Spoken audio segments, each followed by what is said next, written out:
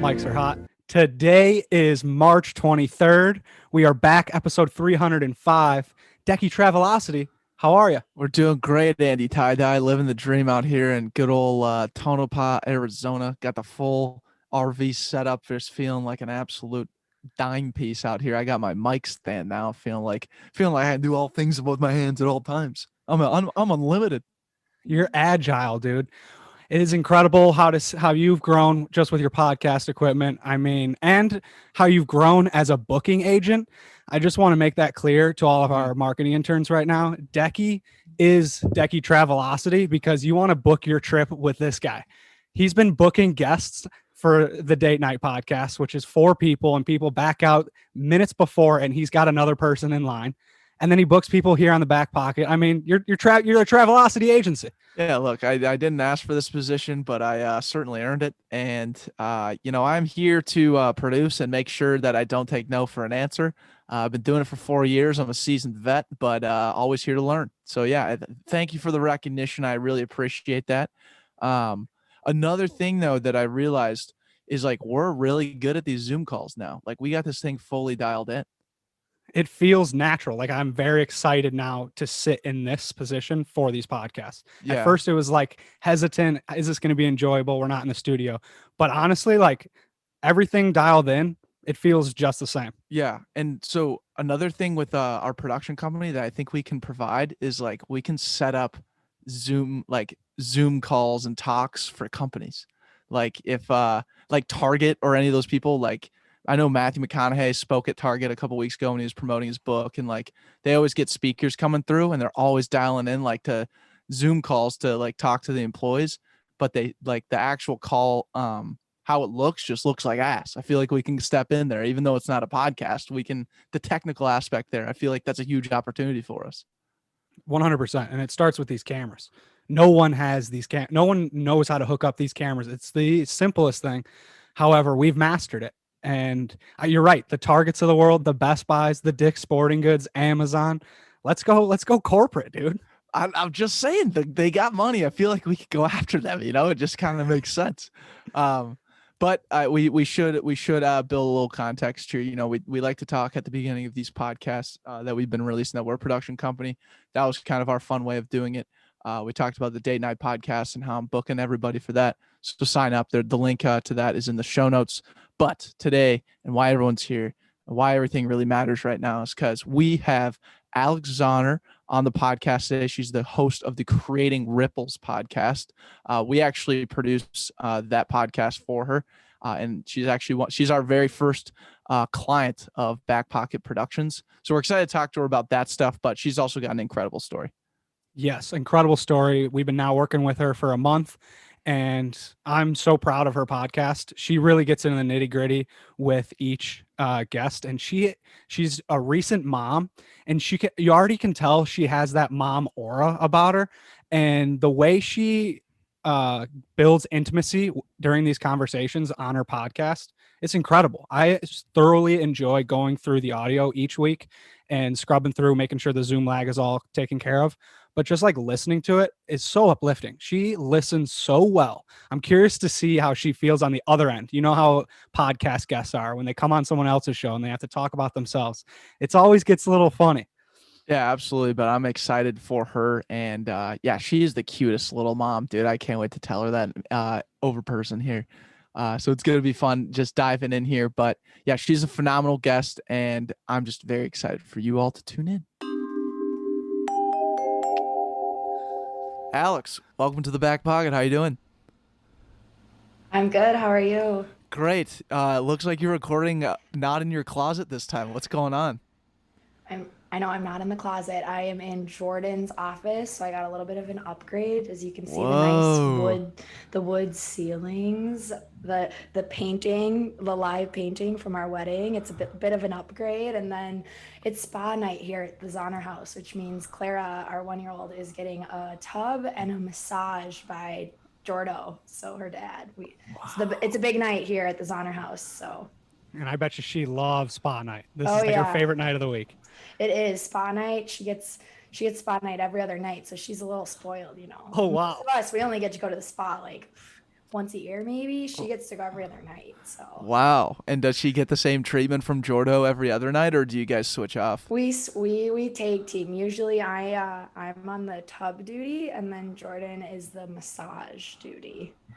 So Nice. it's a team effort, or one of us has to take care of our dog Schmidt, who's usually running around with her head cut off. But she went to the groomer today, which she hates. So I think she's a little bit more tame, actually, because I think she put all of her energy out towards making that groomer's life quite miserable. I love the name Schmidt, by the way. And you broke the news. I immediately said he, but Schmidt is a girl. Yes, she is a girl, and she's named after Schmidt from New Girl. So if you watch New Girl, that is why my husband and I love Schmidt on New Girl. Best character, hands down. Amen to that. We love Schmidt here at the Colfax house as well. Yeah, we're a pro Schmidt podcast. I think we'll go ahead and say that. Just Yeah, need to it's be. good. I also want to get ahead of this. I'm a pro Jordo. We're a pro Jordo podcast as well. I've never met the guy. I just love the nickname Jordo. And it seems like the guy's bringing a lot of value to the table in recent days. Would you agree? Oh yeah, Jordo is definitely the top husband. I married up for sure. No doubt about it. If anyone knows our relationship, they would agree with that 100%. I often joke, but I'm dead serious. He is my housewife. He came with like not a passion, but he definitely cleans and does the laundry like all the time. And I just don't have that eyesight. Like I don't see something and I'm like, I'm gonna vacuum today. So it's very much like, okay, what do you need me to do? Or tonight he was the grill master. Yeah, I married up, like no doubt about it.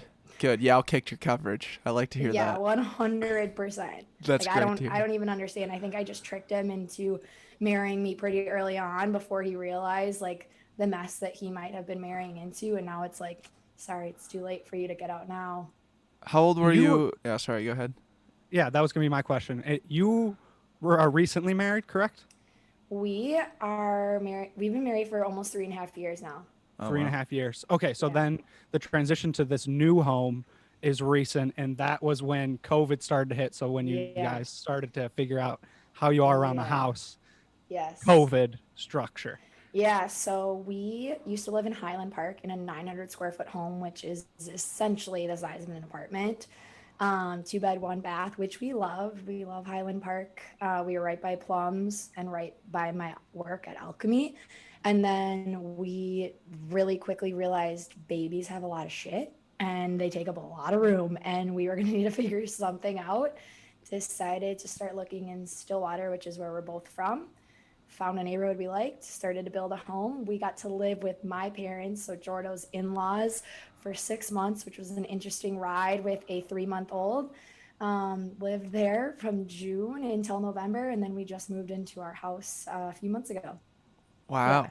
Yeah, congrats. Living with the in-laws, I mean, there's another reason Jordo's the best. I love my in-laws, but even I couldn't do 6 months with in-laws. Any crazy stories living with the in-laws? Well, Jordan at this point has no filter with giving it right back to my parents. Like there's just at the beginning, you know, like you're trying to like win over the in-laws or your significant other's parents. At this point, I think there's just like no barrier anymore. He gives it right back to my mom, like no question about it. Wow. Jordo. But yeah, in like a loving way. Oh, in like sure. a loving way. Sure. Tough love? Yeah, like tough love. Like we had chores, so like we lived there, they're rent free, thankfully for them. But it was like you have to do X, Y, and Z, and my mom and him like to just give each other a hard time out of love. But yeah. Totally understand that. That makes sense. But yeah, I never met Jordo, but that was a really good Jordo. That was a really good Jordo bit for out of nowhere. I didn't you never thought you would start the podcast that way, but here we are. I also want to say too, it's been fun ever since like we've had. So we in the intro of this podcast, we were like, Alex is our first Backpocket production client. We got to get her on the podcast. It's big historic moment. But I think one of the coolest things about kind of what we've been doing here is like we were trying to figure out how to like tell people we were a production company, and so the only way that we figured was like the best way to do it was just to shout it from the rooftops and say that. And what was really cool is when you hit us up, you're like, I saw you guys doing this Straight Candid podcast. I knew you guys were like good at producing and whatever, but then right when you told us that you were officially a production company, I figured I'd reach out, and I was like, all right, that makes sense why you do, like, why you just say things like from a branding standpoint. If you want to be something, tell people that's what you want to be, and you'll attract those types of people. So anyways, Alex, welcome to the production company side of things. We're happy to have you as a client. Yeah, I've been loving working with Declan and Andrew. They've been awesome, and I'm excited to continue working with both of you. And yeah, exactly what you said. I saw what you're doing with Sid and Soph, and once you announced it, I was like, okay, I got to reach out or I'm going to regret not doing it. So here we are. Yeah, right on. So I guess just for the listeners and our interns that don't necessarily know who you are, just kind of give a little bit of a background. I know you're involved heavily in the fitness industry, and you worked for Alchemy Fitness right by St. Thomas. That's where we actually met when I was taking one of Brooklyn Nicolotti's classes. So that was fun meeting you for the first time. But I know you're in fitness space, and now I obviously know you run a podcast, which is 30-ish episodes in. So congrats on that. But yeah, just kind of give us a little bit of a background. We'd love to hear more. Yeah, so I'm Alex Zauner. I am the general manager and a coach at Alchemy Highland Park. I've been full-time with Alchemy for, it'll be 4 years, April 1st, which is crazy to think. I studied exercise science at the U of M and knew that I wanted to work with athletes. I grew up being an athlete my entire life, playing tennis and lacrosse, and then decided to go to the U. I was not going to play D1, unfortunately, even if I really wanted to. I wish made the decision that my career would be focused around fitness and wellness. So I actually worked on the flip side at Summit Orthopedics, where we saw a lot of injured athletes, which I loved, getting that opportunity to work with ACL patients or labral tears in the shoulder, different things like that. But it was also really sad breaking the news to a senior that they were not going to play the rest of their season.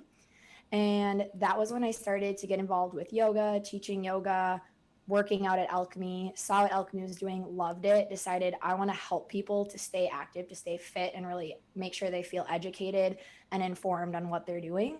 So that's when I made the switch over to Alchemy full time. And then really I've just been at Alchemy for the last 4 years, but this last year has been a huge pivotal year for me, where I launched the Creating Ripples podcast in December. And then in January, I launched a business called Embolden, which is for women that are either pregnant, trying to conceive, maybe navigating pregnancy or thinking about it in their future, or they're currently moms and in that early postpartum stages. So really love fitness, and that's exactly what Embolden is about. It's helping women to feel confident in their activity during pregnancy and after, and then connecting them with other women so that you don't really feel alone in what you're going through, because that was huge for me early on in postpartum. It's a very isolating thing. It's a really wonderful and incredible experience getting to become a mom, but it also just feels like you have no fucking clue what you're doing. What is that? What goes into that? How do you create community and make people feel comfortable inside Embolden?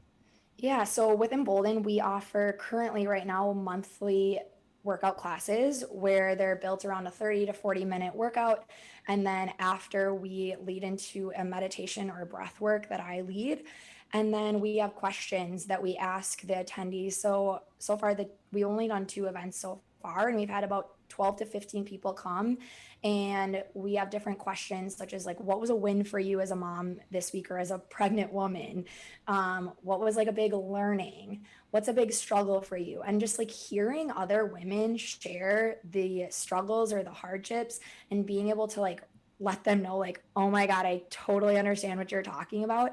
It's just this feeling of comfort knowing that you actually aren't alone in those experiences, even though they can feel super isolating. And we use the fitness as a way to help women really feel powerful in their bodies, because during pregnancy, your body totally changes and it does not feel like your own.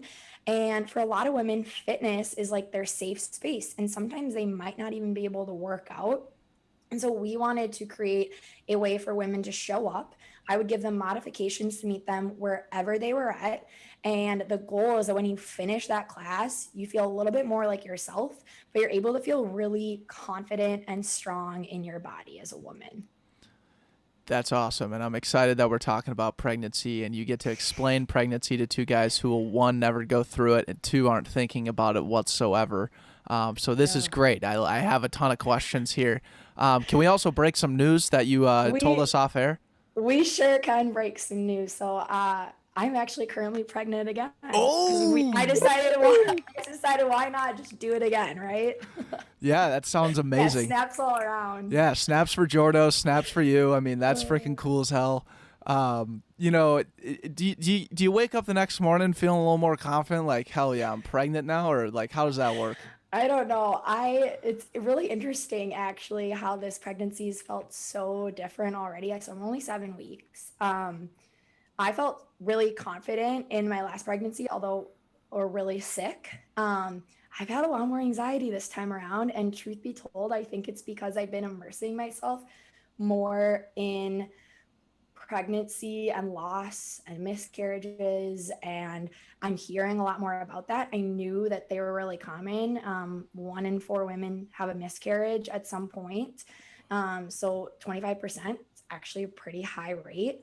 And I think I've just been hearing a lot more about it. So I'm honestly a little bit more anxious. And one of the reasons that I'm actually like, yeah, let's tell people I'm pregnant is I really believe in the power of community and having people that can back you. A lot of women will wait until 12, 13 weeks actually, till you're out of that first trimester, because your miscarriage rate significantly drops. Like I think it drops to like you're 80% less likely to have a miscarriage. Don't quote me on that. I'm not a doctor, but so a lot of people wait till that first trimester. And for me, that was something, even with Clara, right away, we told everybody in our circle because I wanted to have support no matter what. And that's kind of how I'm going about this same pregnancy. Nice. Gotcha. Mm-hmm. How does the, oh, sorry, go ahead, Andrew. You go first, please. Okay. So I got a sidebar question. Okay, sounds good. We'll get to your sidebar question. So gender reveals. For you, what's your preference on that? And then, do you believe in these gender reveal parties, or what's going on there?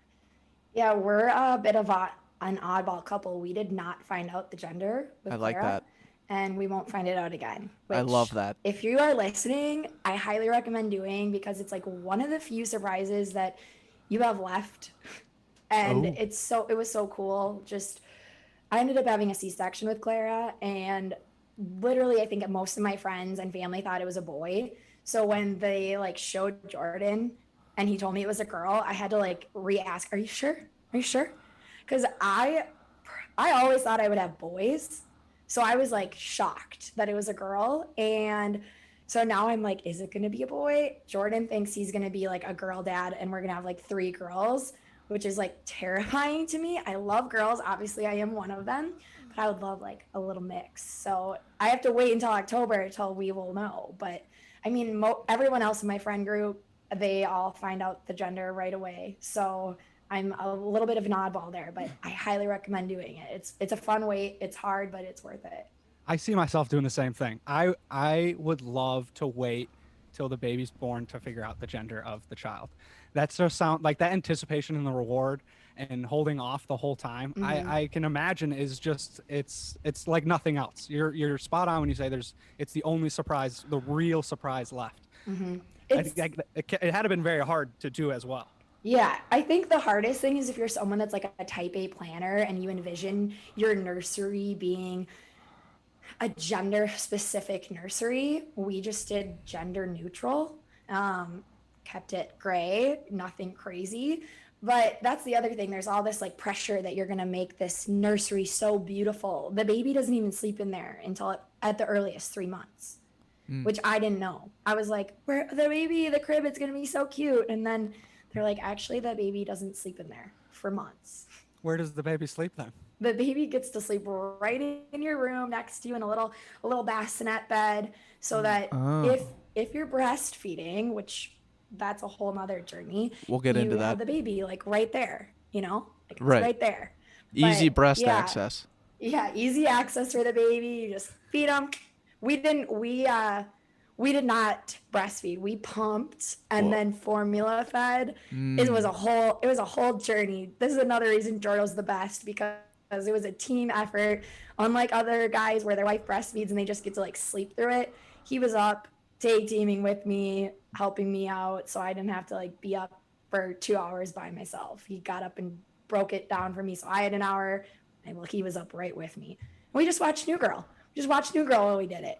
Nice. So yeah, this is actually when you mentioned breastfeeding, this is actually a common segment on our podcast. I hate to say it, but we at one point Andrew and I called our moms on the podcast and asked if we were breastfed or formula fed, and then usually other guests we will ask them to do the same. We won't do that with you. Fed. You were formula fed, okay? Yeah. So my mom had said back in the 90s when I was born that breast is best. I don't want to refute or debate necessarily, but I'd like to kind of open the floor for you to tell me what's kind of up in the new world now in terms of breastfed versus formula fed. Yeah, this is a touchy subject for a lot of people. Oh man, perfect. Yeah, a lot of people will say breast is best. I wholeheartedly believe fed is best. Whoa, this is the first perspective on our podcast. The with fed. Reason being, we're gonna get deep here. We're just gonna lay it all out. Fun fact: when you have a baby, your milk doesn't just naturally come in. Like what? Like I just figured my baby would be here. My body would do what it needed. That doesn't happen. Sorry, that was loud. That doesn't happen. So I'm not producing anything for Clara to eat. So it's like, okay, what do we do in this situation? Well, at the hospital, they have donor milk. So we supplemented with milk that was donated by people that had too much milk, an issue I never experienced. And so we used that. Well, it was free while we were at the hospital. When we left, it's like the most expensive thing, donor milk. It's crazy. I can't even remember how much it was. And so about a week out, we were like, okay, this is not working. We're going to have to do breast milk and formula. And there's a lot of pressure that is put on women that you have to breastfeed. So like right when you have the baby, there's the lactation consultant like helping you, trying to get the baby to latch. And like you're still figuring out like what the fuck just happened. I just brought a baby into the world and they're there like touching your boobs, literally like just touching you. And you're like, okay, cool. And so when we get home, still was not producing enough milk to feed Clara. And I was starting to feel a lot of shame and guilt because I like couldn't do what I thought like my body was supposed to do as a woman, feed my baby. So I started texting one of my best friends who's a NICU nurse, and I knew she had a friend that had a similar situation and really struggled with it. And her friend literally was like, here's the deal. You're going to feel a lot of pressure to do a lot of things as a mom. The best advice I can give you is to do what feels best for you and your family. And that I took that and I ran with it because there are all these different situations that come up in motherhood that you're going to feel challenged about, that you're going to feel shame or guilt if you start to compare to other people's journeys. But the truth is, at the end of the day, like nobody knows exactly what you're going through and you have to figure out what's best for you. So she was the one that told me fed is best. And my friend that's a NICU nurse also said the same thing. And she's like, at the end of the day, is Clara growing? Great. Then fed is best. And so that's my whole take on it. And a lot of it has to do with like, I physically couldn't produce enough milk to even feed her where she would grow at the rate that she should have as an early infant. Right. Wow. That is something I had never knew. And I didn't know either. They don't even prepare you for this shit. Like that's like a whole other story of like you as a woman and a husband or your partner, your spouse, however you choose to have a baby, there's all these things that just don't get talked about. Like I had no fucking clue that your milk wouldn't be ready. Like, and just like small brain, I don't know when the milk is ready to begin with, but is it some typical? people's is. Some people's is. Typically it's Honey, like you have a ready? baby and typically you have a baby and then you're able to produce milk. Some people, yeah. Okay. Yeah. Some people, yeah. Some people, like, it's crazy. Some people will have so much milk that their boobs will just leak. It'll just leak milk all the time. Like, Wow. I have friends that are like, yeah, I just wake up in the middle of the night covered in a milk like river. And I'm like, cool. I never had that issue. It was like, come on, anything in there? Like, is anything gonna come out? So do you eat like Greek yogurt and dairy products to try and give yourself more milk, or what's the source? You make lactation balls. My mom, props to Teresa, she made up these little balls, which Jordo also enjoyed to eat. So they're good for anybody, but they're like oats, brewer's yeast, chocolate, and like almond butter, and you just freeze them and you just eat them. But honestly, yeah, they just tasted good. I never really noticed the difference in them. It was more just like a treat, like, okay, we'll see what happens. So going off your statement of saying there's a lot of things about pregnancy and the journey itself that not a lot of people know / we're never told, or it's not common knowledge. Is there anything else specifically to your experience so far that we may need to know? Yeah. Well, first off, if you are not the birthing parent, supporting whoever the birthing parent is in your relationship, and never, like, you're not going to ever be able to truly understand. I've come to realize Jordan will be like, what can I do? But there's nothing really. Like, some days they're going to feel really good. And then some days you're going to be, I like to be like, lay horizontally and do nothing, which now is a lot harder. We have a baby, so I can't just like lay there and do nothing. I have to like get up and play. Like, that's really hard.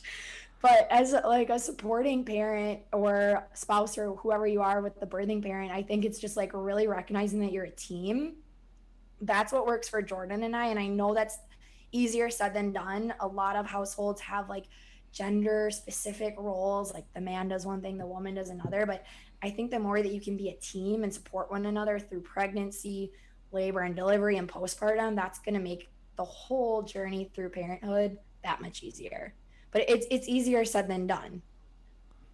And one area where you definitely need to become a team is the naming the child. Oh, yeah. And when you don't know the gender of your child, that's when you got your laundry list ready. So I'm curious, with Clara, was there a giant list, and have you already started creating your next one? Yeah, so this is my list. If you can see it, I don't think you can, but so it's really funny. With a girl, we knew it was going to be Clara James. Like, that was for sure. Clara is my grandmother who passed away on my mom's side. That was her middle name. And when my mom was like randomly looking at her driver's license one day, I was like, oh, that's fun. I like that. And then I like boy names for girls. And James is my dad and my brother's middle name. And so I was like, we'll do Clara James and we'll call her CJ. But CJ has not made the transition yet. It just doesn't feel right for me. And then for boys, our top two boy names were Griffin, and we call him Griff, or Lewis. And then we will use my maiden name, McDowell, as the boy's middle name. But Jordan is now like wavering on the boy names, and now we just have a long ass list for guys and girls. So we haven't quite whittled it down lately. I've been really liking the name Charlie with the Y for a girl. I feel like it's a little edgy, Yeah, different. I like that. What do you have like names? Sometimes the guys come in like guns a-blazing with some name choices. Yeah, I actually had a tweet today. No one liked it. It didn't get any good impressions, but it was actually just, the tweet was worst guy names, a thread, and I just listed off a bunch of really bad names. So we can go through this real quick. And just these Hopefully are names. None of them are on my list. Well, these are guy names that we can stay away from. Yeah. I think we can start with that. Okay. So the first one, the first bad guy name, I think Shannon is a terrible guy name.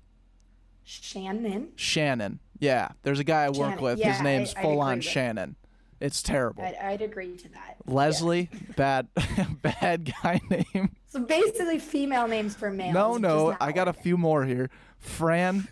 Don't name your son Francis and call him Fran. That's a shit ass name in my opinion.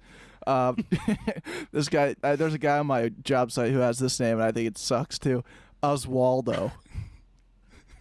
We can't have that. No. Oswaldo. No, Ozzy, you can call him Ozzy. Ozzy would be cool, but I just don't like it. And then I had my last one that I didn't really like was Tank. No, yeah. Makes me think of a bulldog. I don't know. Right. Tank is also the name of the penguin in Surf's Up, who's like the evil, mean bully penguin. His name's Tank Evans, and I haven't seen it. so it's just, it doesn't have a great vibe to it. But so are you finding yourself having to do, or is it fun to like I guess guess or come up with different boy names and girl names, like doing twice the work for the surprise? I mean, I have a long ass list of names that if when I hear a name that I really like, I just write it down. Okay. So honestly, like before Jordan and I even met, this list was going. Wow. I was on a trip. I was on a trip in Colorado. We were going to Red Rocks to see OAR, and I was in Boulder, and I'll never forget. We were at the store, and I heard a girl named Chandler, and it's a weird name, but for some reason I was like, yeah, Chandler. And I literally wrote in my notes, Chandler, girl. I like that. Jordan I haven't won him over on it yet. He keeps just showing me clips of Chandler Bing from Friends being like, Chandler is the worst name ever. Like, I don't know. Could be cool. So I have two questions. Your dark horse name for a boy, and then Jordo's favorite name that he just won't stop bringing up. Well, like dark horse, like my top name right now. Well, no. Dark horse would be like you have your 1, 2, 3 maybe, but there's one that like maybe further down the list that you're like, I actually kind of really like that name. So lately, I've been going back to the name Van. I really like the name Van. So V-A-N? there's a story behind it. Yeah. Okay. So Jordan and I, when we first started dating, listened to Van Morrison a lot. And I don't know, I just have never heard anyone with that name. But I don't know if it's like too out there. I don't know. I really liked the idea of Connor, but say it with our last name. Connor Zauner. Doesn't work. You just can't do it to a kid, you know? Van Zauner. You got to think about those things. Like I told Jordan I like the name Ian, and his response was Ian Pian. I'm like, are you kidding? You're 32. That's your response when I tell you that name? Yeah, Ian just make fun of your Now I can't kid. do it.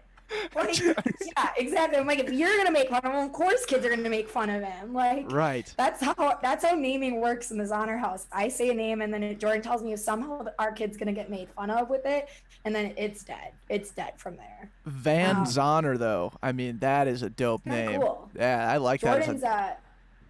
Jordan's top one is Wells right now, which is like yes, a little bit more out there, but we kind of like to go like a name that you're not gonna hear hopefully a lot of.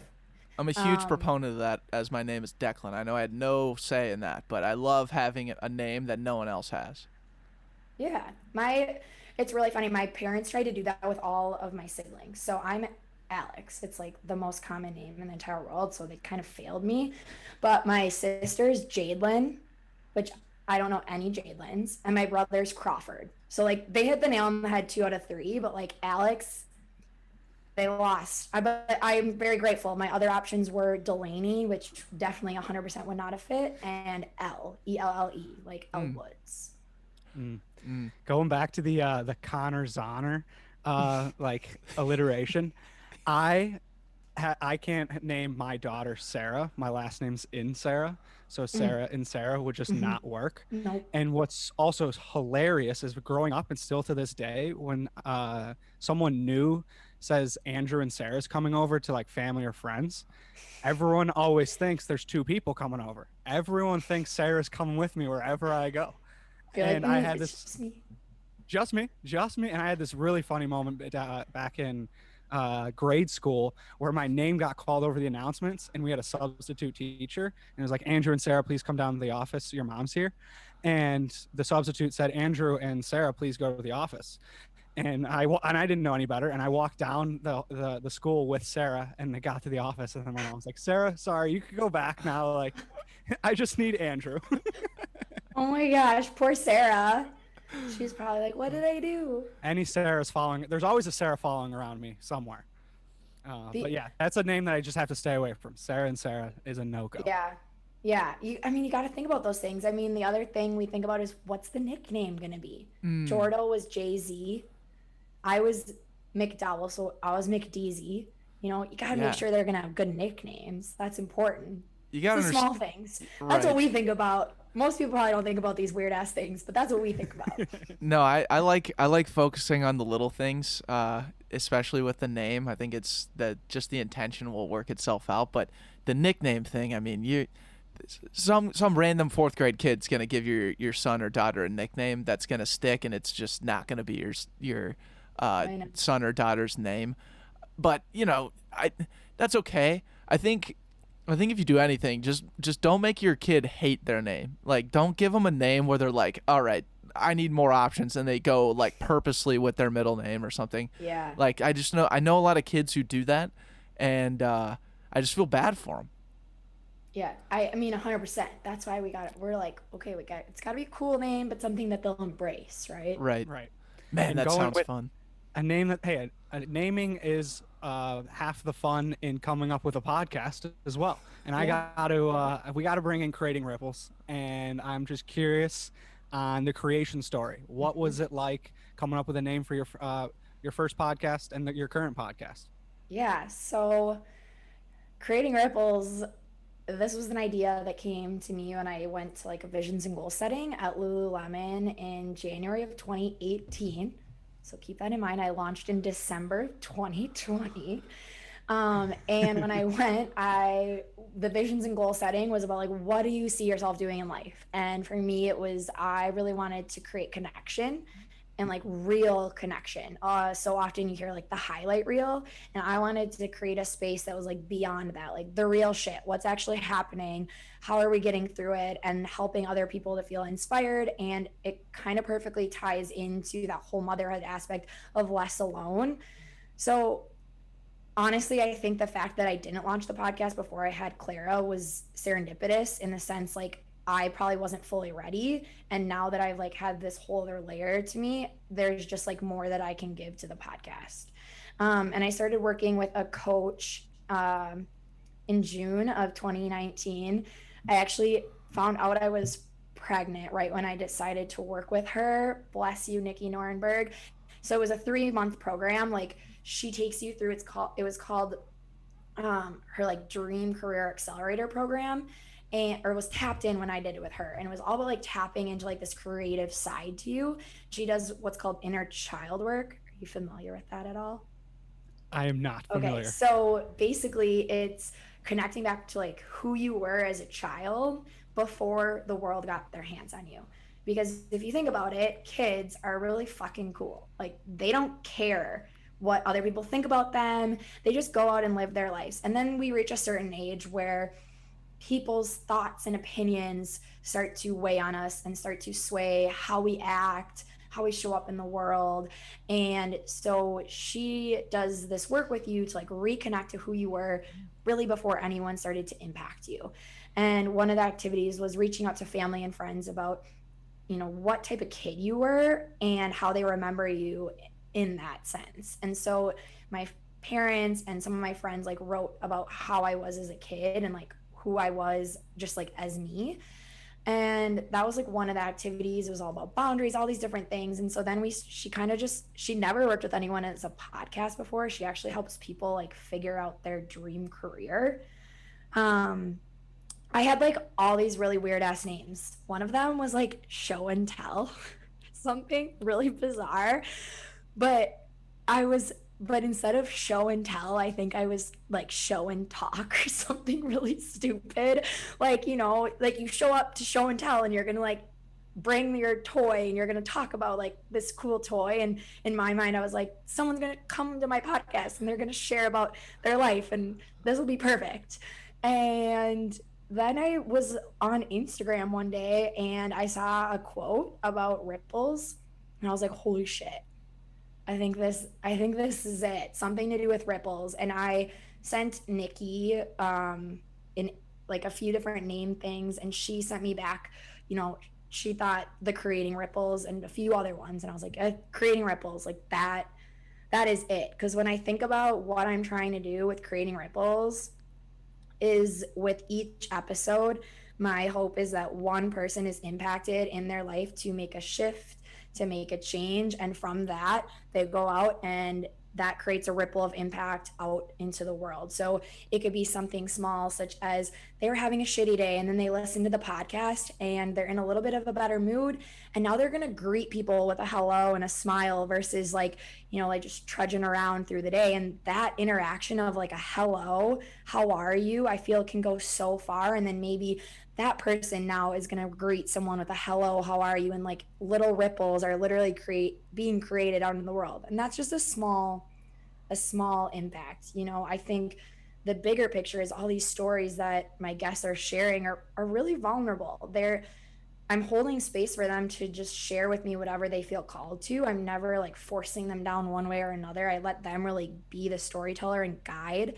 And I truly believe everything that they've been sharing is educating people and impacting people in, I hope, a lot of different ways. That's super cool. I love the aspect of how creating a ripple is almost entirely intention based. You know, you're it's gonna make a ripple if you decide it yourself, and if it, I think just the focus and intentionality of creating some sort of ripple and trying to push it forward is a really cool movement. And I love the idea of how you look at the podcast as like, what can you give to the podcast, and you look at the podcast as like this higher entity that allows you to connect and really feel connection with people. And I think, you know, as you know, having you as a client, but as a friend and someone who's like doing something in the space that, you know, we also believe in, which is, you know, just like have a platform for people to get vulnerable, tell stories, share story, and like really make an impact. I think it's just awesome that you have that mindset right away, because as you know, like downloads and interest will be fleeting at times. And, you know, there's so many other things that require the ripple to be created in a sense, I guess, with audio and video and everything else that goes along with it. Like, it's cool to see that you have the intentionality aspect of the podcast dialed in, because that's what's necessary. Yeah, it's been a really cool learning process for me. Before I started working with both of you, it was just me at the helm. So I was on Canva trying to create my art design, and my first art design was hideous. It didn't even make it. I reached out to a girl that, I don't know how people do this, but she draws on like her iPad and makes things look really cool. And so I reached out to her and I sent her a photo, actually. So the original Creating Ripples one was a photo of me, and then it had the Creating Ripples logo next to it. And then I asked her, I went back. So I actually also did a podcast program with the women from Almost 30, which is a podcast. And I had a call with one of them, and they were like, you should just do one with just the words. So it's not giving it an image. It's just literally the title, and it's just letting the listener decide like, who is this podcast versus like an image and it being directly correlated to you, because it's not me, it's my guests. Yeah, I do some solo episodes, but it's not just me. And so I went back to her and she drew me up the Creating Ripples image. And my favorite part of the podcast is, I mean, I love getting to hear everyone's stories, but my last question is always, what is the ripple that you want to create? And people come up with just some really cool ways that they want to impact the people listening. And it's one of my favorite things. And that was also something that I was talking with Nikki about, and I was just like, I really just want to like leave it finishing really strong. And we went back and forth, and then that was the question that I came up with, and she's like, yeah, like that is impactful, like that's what you need to finish with. Any of the guest responses thus far stand out to you for the question Creating Ripples? Yeah, I mean, one of my favorite episodes, I love all of them, but one of my favorite episodes is Jess Stopra. She is freaking a force to be reckoned with. If either of you do not know who she is, she owns Sweat with Jess. And her ripple that she wanted to create was just the practice of gratitude and stepping back in your life, because it's so easy to get sucked into wanting more, wishing for more, that we lose sight of what's right in front of us. And so her challenge was for the listeners to just like really take a moment to be grateful for the situation that they're in and let themselves like revel in that. Because right, so often we can sometimes feel victim or feel like we're failing or things aren't going our way. But when you really think about what's going on in your life and you can step back and see all that you have to be grateful for, it's really eye-opening. 100%. And I like I think I read something today about that same aspect. Is like right now we currently have we wish that we're always in some other position, or we wish we were here, there. Basically, we wish we always have these aspirations or things that kind of put us in a spot or a space of where we want to be, but we forget that like years ago that we were wishing for the very moment that we're in right now. And I think that's just like such a great reminder that like, we're naturally forward-minded thinkers. We're gonna have anxiety associated with that, and that's totally fine. That's what kind of drives anybody forward. But like, you got to be grateful for the present. You got to know that like you're in a good spot, and you got to trust and love the process. And I think about that all the time. Like, as many things as we have going on right now, or as many things that are just weird in my own life, or whatever it is, I'm just like super thankful for the fact that I'm like alive. Like we were talking. I had played golf. I never really got to know like my own grandpa, because they both passed away before I was really a coherent young toddler. But this one dude that I met in Tucson, like this dude's like a grandpa to me at this point. Like he's just a real chill dude. Golf with him all the time. We have a great time. He just tells me a bunch of his life stories. And he just turned 70 like a month ago. And I was like, how was it? And he's like, dude, just happy to be alive. Like, he's just like, I'm so glad I got here. I was like, did you have a lot of close calls? He's like, too many. I'm just happy to be here. And I think that's just like such an awesome perspective to have, and it's going right off of what you're saying. One thing I'm a huge proponent of is self-development and investing in yourself. I think it's so important for us to be able to continue to invest in ourselves and continue to grow. And so I just did this 8-week program, and one of the things that she asked us to implement was a gratitude practice. So I bought a gratitude journal, but you could easily just do this with your own journal. And at the start of every day, you write down 5 things you're grateful for. And it can be simple things. I write usually like sleep, coffee, my family, the Creating Ripples podcast. It really depends. Like I probably wrote in the fact that you're editing my podcast, because I'm very grateful for that. Love like it. You write down 5 things that you wake up that morning and that you're grateful for, and it can stay the same. It can change. And it's made me just like recognize like just the littlest things that can really make a difference in my day. I really resonate with what you're saying with, filling up your cup, investing in yourself. I recently just started going to therapy because I have this like constant belief over my like just aura around me that's like, you can be doing more. There's like a little self-doubt. And then at the same time, it's like, are you doing enough type self-doubt? And I know I'm doing enough. I know I'm doing a lot, but I always like second guess myself. And it wore on me. It builds this weird high functioning anxiety that just like breaks down. And I have these weird little pockets every year where it's like, I don't feel good about myself. And I recently started going, and now 6 weeks, 7 weeks of going, it is incredible what just like in that a level of investing in myself 1 hour a day where I can feel no guilt, get everything on the table, hold nothing back, and understand that she is trying to figure out what's going on in my head to ultimately help me figure out what's going on in my head. That just process is the coolest thing. And for the longest time I was like, therapy, that is only if I have like a crazy problem, or like you're in a position where depression, something along those lines. But it's really, I just wanted to like better myself, and sitting in this time and time again, filling up my cup it's really cool. Doing like cognitive behavioral therapy and internal family systems therapy. It's really a neat practice, and something I'm investing in each week. So I really resonate with the idea of filling up your own cup.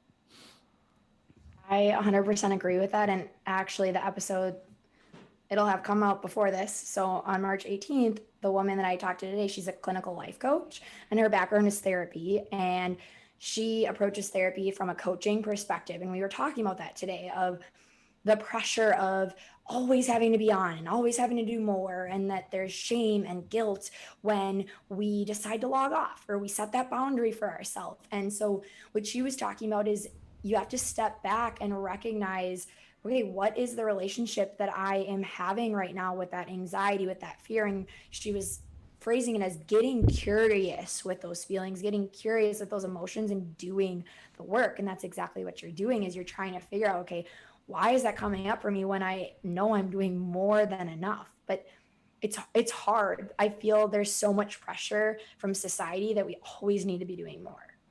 Right.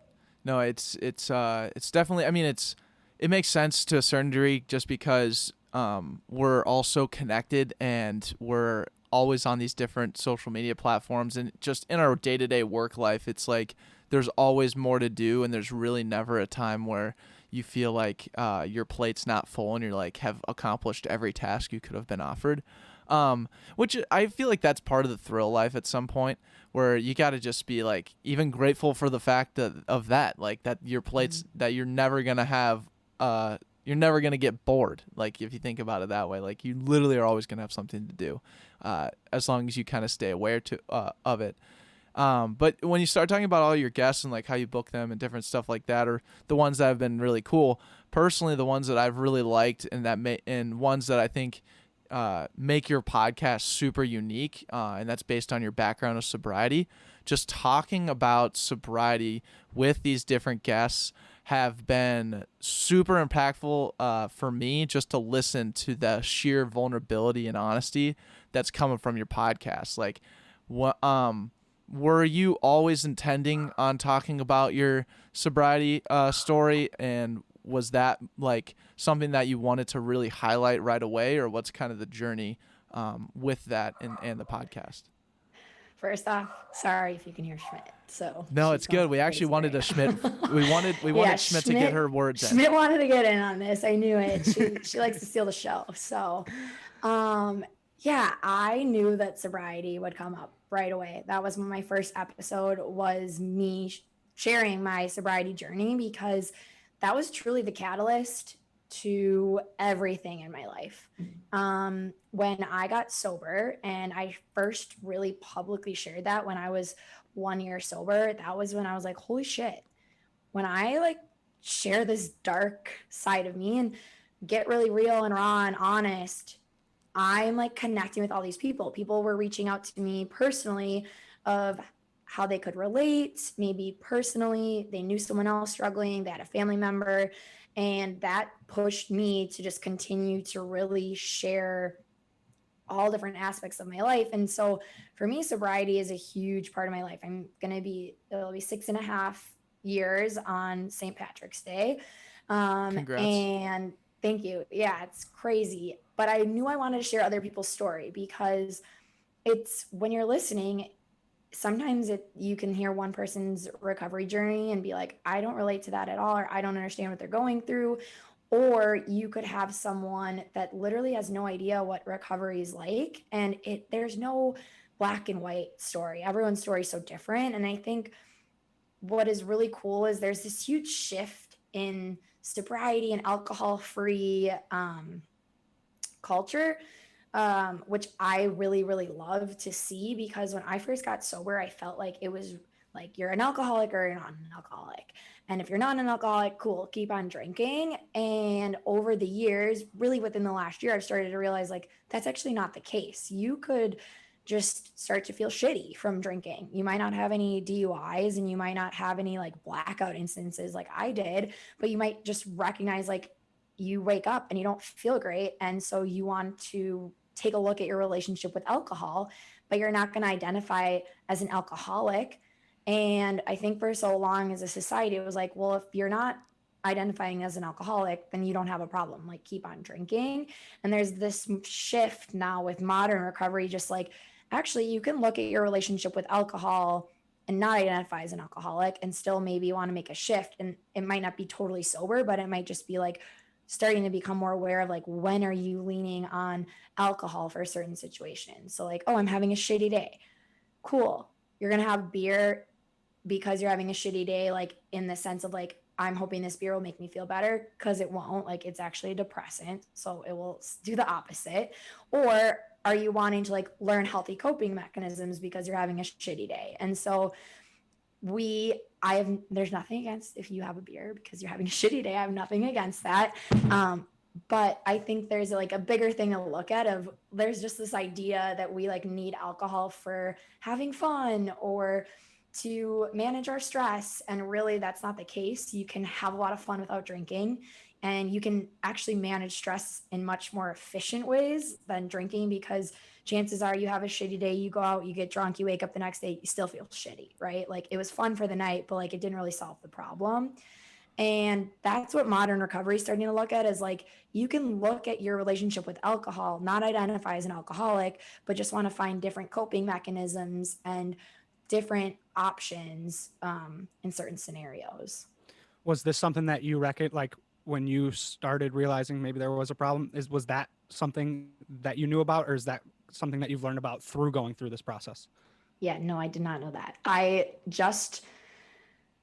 So when I got sober, it was like AA, or like there wasn't really anything that I knew of. Sure. So I went to AA, and I still do go, just not as much. Everything's pretty much Zoom, which is another layer to the pandemic. I couldn't imagine trying to get sober and your only option being to go connect with people virtually. I think that would be really hard. And so I give props to anybody getting sober right now during the pandemic. But within the last year and a half, I found this woman called Holly Whitaker, who launched a modern recovery program called Tempest. It's completely virtual. And her book, Quit Like a Woman, which everybody should read, men, women, anyone that's not even considering sobriety. It's just really interesting. She takes a look at big alcohol and how, like, as a society, there used to be this big push for cigarettes. Like, cigarettes, everyone did it. It wasn't weird, right? You used to smoke in hotels, you used to smoke in the restaurants. It was not weird. And now it's like, ugh, you smoke? Like, people are like, you smoke? But if you tell someone you don't drink, it's like, what? Versus like, if you tell someone you do smoke, you know what I mean? It's just like, we as a society have like, alcohol and cigarettes both are bad for you, but like one of them is like praised in society and the other one's not. And her book talks a lot about that. And it's just really eye-opening about like how much money goes into like big alcohol and putting it out into society. Like, it's just like mind-blowing, the stuff that she talks about and the science behind it. And that is when I started to look at Tempest more, which is her offering. And so I just do like her online program. And what I really like is it actually, this month is called Feeling All the Feelings. And so they're doing CBT, exactly what you were talking about, cognitive behavioral therapy. And they're basically helping those members work through CBT and like addressing their feelings without using alcohol. And I wish that I had known about something like this. I probably still would have gone to AA, but I think what's really cool about this is there are a lot of like what people call gray area drinkers. So they don't identify as an alcoholic, but they don't think that they should probably be drinking, and they're in the middle. And so it's like Tempest meets them there. Like, you don't identify as an alcoholic, but like you want to maybe stop drinking, or maybe you just want to drink less. And that's what Tempest is about, where like AA is very black and white. Like, you're coming in and you're not drinking. It's not like we're going to help you to learn how to manage your drinking, where Tempest is a little bit more of, like just looking at that relationship more, and maybe you'll go back out and drink. But maybe you won't, because you're learning all these different skills. I think that's really cool how the Tempest I think they attack it super modernly, just with how a lot of people kind of release these different types of programs nowadays. Is like, they're not trying to put someone in a box, and they're actually trying to have like, they're trying to just kind of create this experience in the community so that these people can formulate some sort of identity for themselves. Mm-hmm. And I think that's something that's been super fluid in this kind of new era, and probably that will consistently grow in the 2020s, is like, this is going on like everywhere. And I think you see it in the alcohol industry, but I mean you also see it in the drug industry, and how like marijuana is probably gonna be legalized in all 50 states here, and probably within the 2020s, and they're decriminalizing all these other drugs that were so frowned upon back in the day, and it's just like very interesting to see how I feel like we're going to live in a landscape where there's not as much judgment around some of these drugs that our parents grew up with serious judgment on. And, you know, as you being a mom, and then like as us being fathers someday, like we're probably it's going to be fun to live in a society where, you know, maybe the hype around alcohol is not near as much. And so like people aren't really even going to want to drink as much anymore. And I feel like, I think with that big alcohol thing that the Tempest is getting at has a lot to do with that. Like if you're going to put a lot of ad dollars and marketing dollars around this idea that this drug can, you know, amplify your night out and then make you feel like shit the next day, like, you know, then people are going to go for it, you know? And then, and I think, it's just cool to see programs like the Tempest come out and try and just normalize this kind of weird gray area. Yeah, I think that's what she does a good job is so she's sober herself and she tried AA, didn't work for her. So she wanted to offer something where people could come and not feel like they had to have a label. Because part of AA, when you go, you say your name and then you say, I'm an alcoholic. And that can scare the shit out of someone that is trying to figure out their relationship with alcohol and push them away. And so she wanted to create a space where it's like, you can show up, you don't have to identify as anything, and we're going to help you to take a look at that relationship. Right. That's awesome. And I'm curious on your end, with your journey of sobriety, with now releasing multiple podcasts a week and a second child on the way, there's a lot of high stressful situations where pressure becomes stress and your anxiety is rising. And I'm curious, Alex, what do you hold in your back pocket to help you overcome these situations? Yeah, when I get stressed out or feel anxious, a lot of, I would say what I hold in my back pocket is communication, talking to Jordan, talking to my friends, using the people around me that are in my circle is truly my saving grace. Just to be able to be like, hey, I'm having a really shitty day, or I'm, you know, feeling stressed out, and talking about what the situation is and then letting them know what I need from them. So sometimes that's like, hey, Jordan, I have to get a workout in. Like I am feeling like so stressed from work right now. I need like 30 minutes to myself. And I truly believe like using the people in your circle. And if there's anything I've learned from this past year, it's like making sure that you have the right people in your circle, because that's what's going to get you far. So maybe that's what's in my back pocket, is not holding on to relationships just to hold on to them because you've been friends for so long. Instead, get the right relationships in your life and in your circle. I love that. And it's also about like, yeah, you can say you have these people in your back pocket, but like, what are you doing and to utilize these great people? You know, like we all have plenty of friends that you are just loving friends, but they're also not the people that are going to reach out when you're sad or mad or whatever, right? Nor are they going to even know that too. And I think that communication aspect is a super, super big, you know, it's a super big proponent. It's like incredibly necessary, not only in relationship aspects, but just like in life in general. I mean, that's just one thing where I find myself, you know, having to be more effective at now more than ever. Like Andrew and we haven't seen each other physically since Christmas. So like putting out everything that we're doing and like operating as fast as we're moving, like things need to be communicated very efficiently, and like we're not here to like waste each other's time, honestly.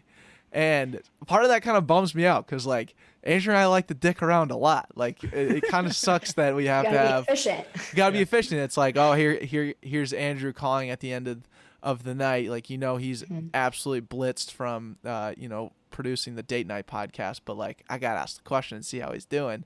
To that same degree, it's like I still want to just like talk to the kid and catch up on his actual life outside of Backpocket, you know? I think, and I've told both of you this before, from my podcast with Mark, I think you have like what seems from like an outsider looking in a really awesome group of guy friends where you're able to like lean into each other. You kind of challenge each other to go further personally and professionally.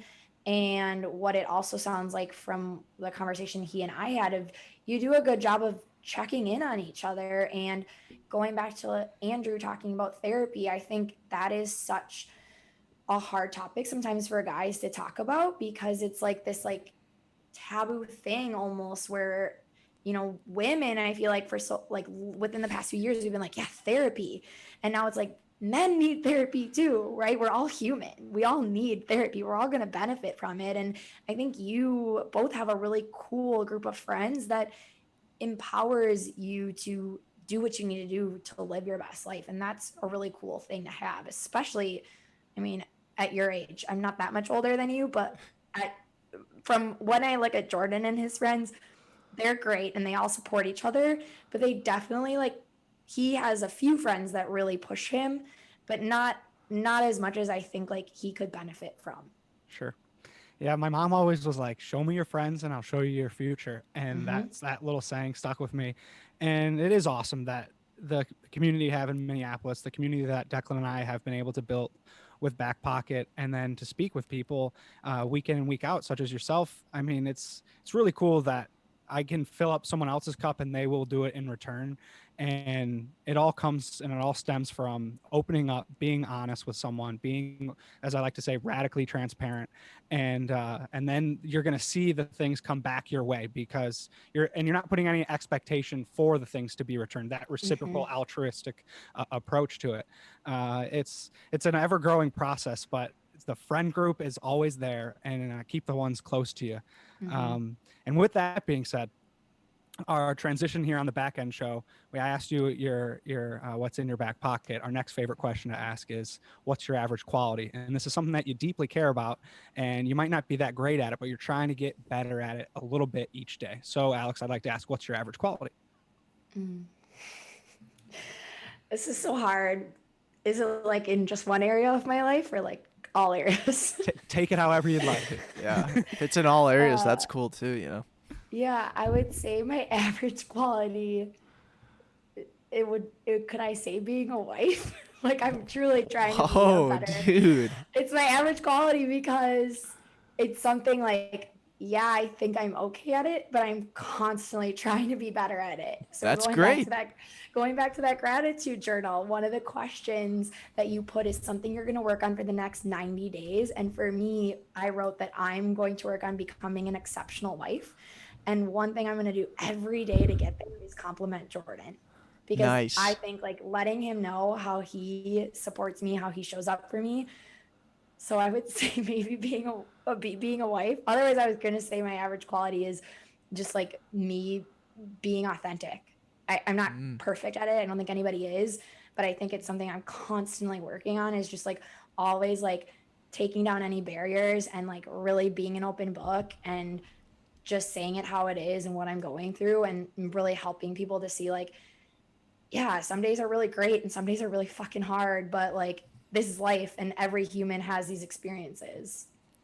Right. When you touch on authenticity, what's kind of that barrier that causes you not to be authentic? I think sometimes I don't mind sharing the personal side of it. It's the fear of guilt or shame or what are other people going to think? I mean, it ties back into that whole breastfeeding thing. I had no problem switching to pumping and then to formula, but that pressure of feeling like a lot of people were going to feel like I should have kept breastfeeding. I shouldn't have given up so early. And I felt really confident in my decision, but I was nervous that if I like told the public like, oh, we're switching, that I was going to get pushback on it. And I think that's sometimes what holds me back from showing up and sharing all the things that I want to share. And I'm working on that every single day of just learning to be like, hey, you know what? This is my journey and other people don't get to tell me how I can or can't do it. And I'm doing, and Jordan and I are doing what we think is best for our family. And I think I just need to keep like not letting those other people get in my way of showing up and helping other people. I think reminding myself, like, I'm sharing this to help another mom that might be experiencing the same thing, or to help another girl that's struggling with body image to not feel the same way that I am. And that overcomes the naysayers or the people that are going to give me that pushback. Yeah, like I said, the creating ripples is 100% intentional. Like you're just trying to help people out. You know, you're not. There's no ill will here, and whatever ripple it creates is bound to create something new. Now, I do want to touch on this average quality of being a good wife. I'd first like to start with you giving a compliment to Jordo live here on the podcast. But then I'd also like you to follow up with maybe where you've had some shortcomings as a wife. Yeah. Okay, my compliment for Jordan today is that, first off, the Juicy Lucy's you made for dinner were bomb. Wow, Grill Master Jordo. The first grill at the new house. So those were delicious. And that you are a phenomenal partner for taking on spa night completely solo and allowing me to do the podcast episode tonight. Nice. So thank you for that. That's good Thank fun. you, Jordo. Snaps. Good work, Jordo. Does he have an Very pro Instagram? Jordo. Yeah, Yeah, can we? at Jordan Zauner, give him some love. All right. Well, He's very inactive. So it's very dad of him. It sounds like he's fitting into his mold. it's very much like our anniversary will come and maybe he'll find like some embarrassing photo of me to post and then won't come back on for another year. Nice. He doesn't understand the social media branding aspect yet. No, I'm like, come on, dude, trying to grow my brand. Get on board with me. Do you? Yeah, I think we talked about this once before off air, but is Jordo ever going to come on the podcast? That is the goal. Okay, I've done 2 polls. The dud, as some people said, he's a dud. He's really not a dud. He's phenomenal. We're going to record one. We're going to record it, and I think it's going to be my first episode in April, because what I had been doing was I was doing my solo episode as the first one of the month. But March is crazy with the Women Rising episodes. So April, the first one in April, that's my goal. He's like, what are we going to talk about? I'm like, I don't know. We're going to figure it out, though. It'll be fine. No, don't April Fools us here. We're expecting Jordo on April 1st. I know. We got to get him on. I don't know. I don't know what I'll say. It'll be very... You know what I'm excited for? It's wild. I'm excited for Jordo to be nervous on the podcast, and you're going to have him by the reins because you're like, yeah, welcome to my podcast, Jordo. He will be nervous. I think the one thing he would like me to get better at is to not make him make reels or TikToks with me. Oh, yeah. No. Kid that he is like, are you freaking kidding me? I actually told him we were pregnant with our second. I found out without him, which was really hard. I knew for the whole morning of work and that night. And I was like, let's make a reel. And we were going to surprise my mom for dinner that night. He's like, are you fucking kidding me? We got to get going. I was like, let's just make a reel really, really quick. And I was like, go hide in the pantry. And he's like, okay. And I like grabbed Clara and I have the pregnancy test. And then he comes out and he's like, ah. And then I hand him the thing and he's like, oh my God, what? I was like, yeah, that's why I wanted to make the fake reel. Like, yeah. Oh, So got it. He was crabby. Honestly, if you're looking for a really good TikTok of Jordan, I don't make TikToks often. You know those new boot goofing, the new boot goofing thing? Jordo had way too much fun at my brother's wedding this summer, and they had the guys wear cow boots. And he could not get them off that night. So I have a video of him like highly intoxicated, laying on the couch when we lived at my parents', mind you. So like my parents were part of all this. And he's trying to get his boots off. And I was like, no new boot goofing no more. And he's like, no new boofing no more. And I'm like, oh God, okay. And then I like to post those things on my social media. And he's like, gosh, Al, my mom's on there. Like, but he doesn't see it till the next morning because then he obviously falls asleep. And Right. me and my mom and dad are upstairs like laughing at him. We're like, that was hilarious. But that was a tangent. No. Have you gone viral on Reels or TikTok yet? No. Okay. Oh, First get off, ready. my TikTok is horrible. There's one video, like a month ago, me and my girlfriends had a sleepover, 30-year-old sleepovers, trying to make a video on TikTok, a dance. It took us like 2 hours. And then we finally did it. It was like the Katy Perry, like crisscross arm one. Yeah.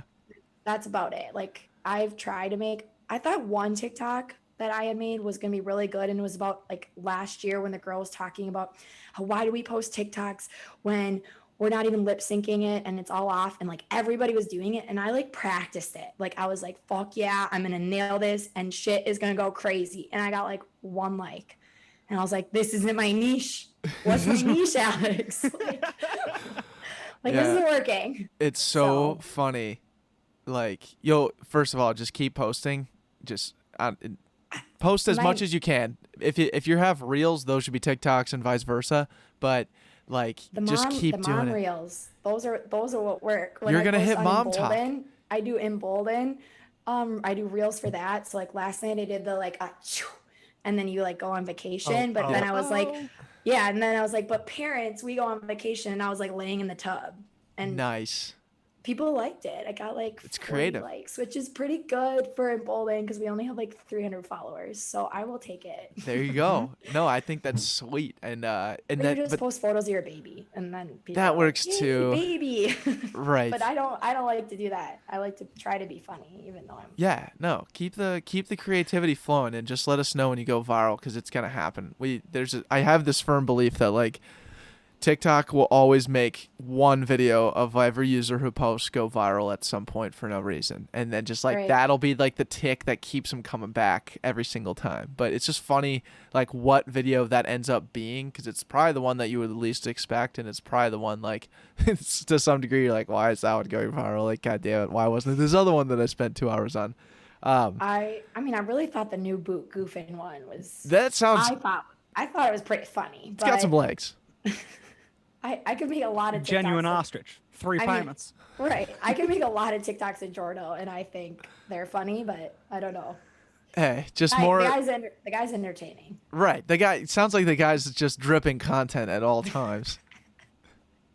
Honestly. I mean, I don't know if you saw my Instagram tonight. He was out there shaking it. And poor Claire was crying because she was like so embarrassed. I love that. Please stop.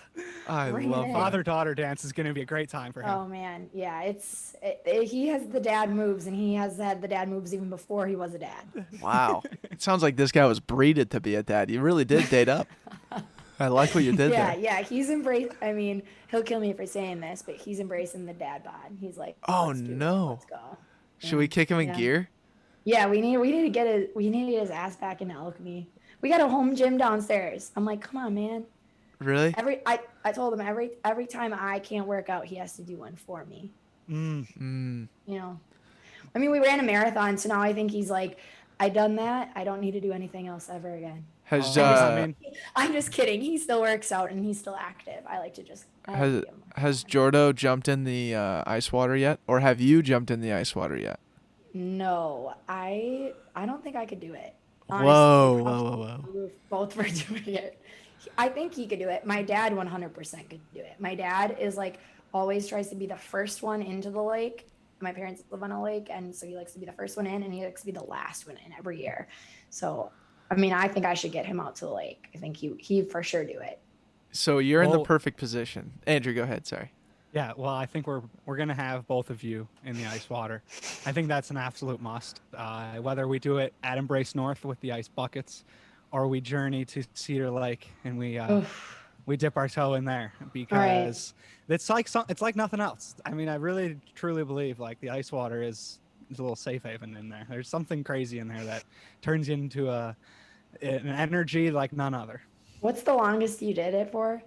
I did 31 minutes for our best Christmas ever fundraising. Yeah. And we ended up raising $10,000 because of that. That's amazing. Awesome. Yeah. Best Christmas ever is wonderful. Props to Jason on that. We always do it at Alchemy, and it's always like the best, getting to deliver the gifts to the families. Right. There's nothing like it, truly. Seriously. No, but I think what you said earlier when we asked you if you're going into the ice, like if you're going to the ice water, it's like, and you said, no, I can never do that. That's why the ice water freaking rocks. Like, you are literally saying live on a podcast that you can't do something, and we're going to bring you out there and you're going to do it. And you'll be in there for 5 minutes. You'll get out and you'll be like, I can't believe I just did that. And it's just like the coolest feeling and the coolest energy of all time, because like, not only did you do it that one time, but like, I can tell you every single time you do it, or you will It do it gets or a little whatever. easier? No, it never does. It's literally Okay. the same every time, and it's like this still sucks ass, and it's so hard. But that's the best part about it is like your mind's gonna tell you no, you refute back and go ahead and do it, Mm, and then like the empowerment that you get from that is second to none. yeah. I mean, it's literally what I tell my athletes when they're in class. Not, I don't make them get in the ice bucket, but when they're trying to tell me that they can't do something, and I'm like, you're fucking crazy because I know you can. Let's do it. And then they get that first pull up or that first box jump, and it's like, yes.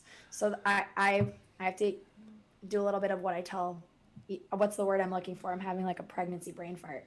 Uh, where you like tell someone, Told you so. I don't know. no, do you know what I'm saying? When you tell someone and then you have to like eat what you're saying. That's not the phrase. I can't think of it. Put a foot in your mouth. No, like I taste my own medicine. Taste your own medicine. Oh, taste your own I was medicine. like, God, Right. there's some phrase. Pregnancy brain is really freaking real. I've already done some weird ass. I do a lot of weird stuff when I'm driving.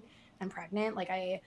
We have one of those button cars, and Yeah. Wow. where you Sweet turn flex the on button. that. Sick flex. Yeah, the button car. And I went into work and it came on. I was like, what the fuck? It's not turning on. I left it in drive and just turned it off. Oh, I've done that plenty of times. Yeah. Yeah. Fair. And I've done that twice already. Wow. So, Wow. So yeah. pregnancy brain's a real thing. Yeah, I mean, you forget stuff, Oh. like a lot of stuff.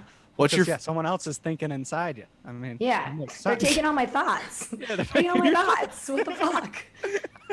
ABC, stop taking my thoughts, okay? Oh yeah, something's definitely having stealing your thoughts inside your tummy, and that's so That's what I'm obvious. gonna tell people from now on. ABC is stealing my thoughts, okay? What's your favorite trimester? Second trimester. Nice. It's when you get your energy back and you're not so big that when things fall on the floor, they become dead to you. That's third trimester. Something falls down, it's dead to you. Wow, because you can't pick it up. You can, but you might not get back up. Whoa, that's I mean, crazy. Jordan tied my shoes all of third trimester, and third trimester was like November, December, January. I had to like have my sister let me borrow her slip-on boots because tied shoes were dead. That just was a thing of the past. Right. Andrew, you probably heard on my one podcast when I was in the shower, and Oh yes. Yes. you reach a point where you look down in the shower and you can't see what you need to see. And then have you ever Right. seen She's Out of My League? Do you know what I'm talking about? Amanda Bynes. I had a real conversation with, no, not Amanda Bynes. She's Out of the League is like the guy that works thinking at of- the airport. You don't know what I'm talking about. He helps his friend. Is this with shave his friend. Stainer? Yeah. He shaves his friend up for him. And I had a real conversation with Jordan. Like, I can't see, like, this is a real conversation that we had to, like, discuss, Like, Wow. What? I mean, you literally can't see. You can't even see your feet. Wow. Right. That's why I just wear Crocs all the time. Because It was it doesn't matter winter. anymore. It was winter. I think maybe that's like your opening question to Jordo. It's like, Jordo, what's the worst position I've ever put you in? Yeah. I mean, we didn't end up getting that. We didn't end up having to do that. It was fine. But, Thank God. Yeah. I mean, guy's a trooper. Foot massages, makes popcorn in the middle of the night. Wow. I mean, I will say I am really trying to milk it right away. We're like, we'll be doing something, and I'm like, but I'm pregnant. And he's like, get your ass up. You are barely pregnant. I'm like, God damn it. Thought that would work. I think it worked better the first time around, and now that we got another Rugrat like already running around, it's not gonna work for me so much. No, he sounds like he's a lot more seasoned. But regardless, it sounds like it's a challenge nonetheless. And I want to know, and something that we bring up on this podcast often is a challenge for, like, basically we would love you to challenge us with a guest or someone or maybe even an idea that we should pursue on the podcast, but a person that you think we should have on the show. So I thought about this a lot. Do you know who Nora Mcearney is? I do not. No. She is the host for Terrible Thanks for Asking, the podcast, and she is from the Twin Cities. I think she's moved, but she's wonderful, and I think she would be such an awesome guest to have on the podcast. she's someone that truly embraces vulnerability. She's remarried, but her first husband passed away from a brain tumor. And so have you ever heard of Still Kickin', the brand?